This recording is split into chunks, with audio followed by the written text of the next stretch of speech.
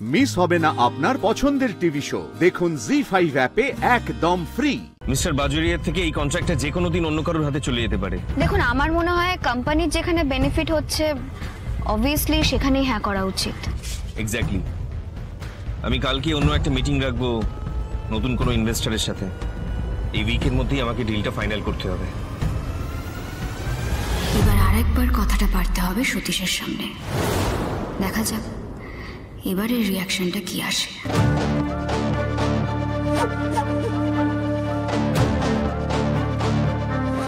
না, গান চালাবেন না, কোনো দরকার নেই।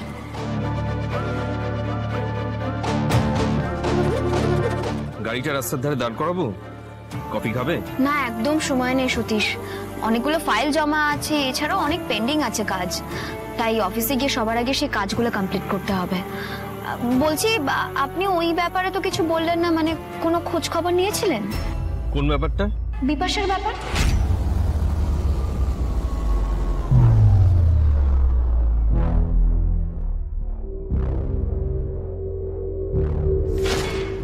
আমার অনেক কাজ আছে শ্রী, ওসব ফালতু ব্যাপারে আমি সময় নষ্ট করতে পারবো না।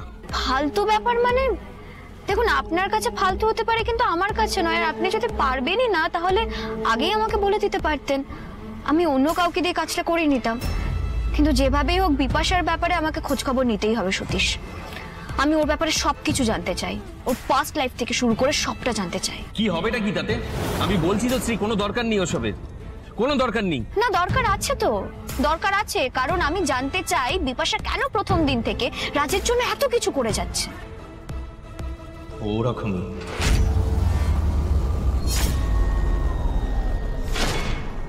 ওরকমই মানে? আপনি জানেন নাকি বিপাশার ব্যাপারে কিছু? না মানে না না, আপনি প্লিজ আমাকে বলুন না যদি কিছু জেনে থাকেন। না হলে আপনি হঠাৎ করে কেনই বা বললেন যে ও ওরকমই? প্লিজ আমাকে বলুন না, আমার জানাটা ভীষণ দরকার সতীশ।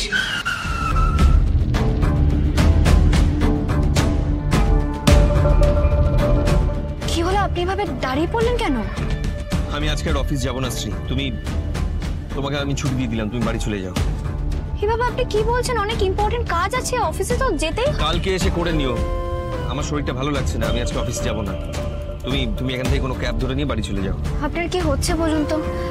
আপনি একটু আগেই বললেন যে আপনি কফি খাবেন, গান চালাতে যাচ্ছিলেন, আর এখন বলছেন আপনার শরীর ভালো লাগছে না। হঠাৎ কি হলো আপনার? আরে বাবা, বলছি তো তুমি বাড়ি চলে যাও।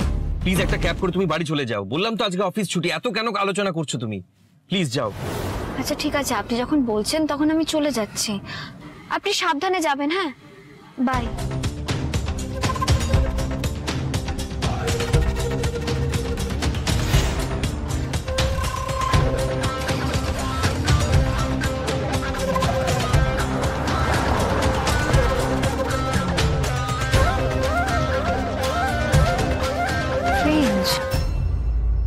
বিপাশার নাম শোনার পর থেকে সতীশের কাছ থেকে বারবার এরকম রিয়াকশন পাচ্ছি কেন? বিপাশার পাস্ট নিয়ে ঘাটাঘাটি করলে তুমি আমার পাস্টের ব্যাপারে জানতে পেরে যাবে শ্রী।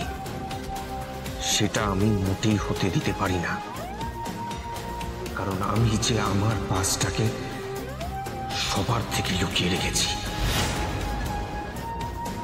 জি5 ডাউনলোড করুন আর সব এপিসোড দেখুন একদম ফ্রি।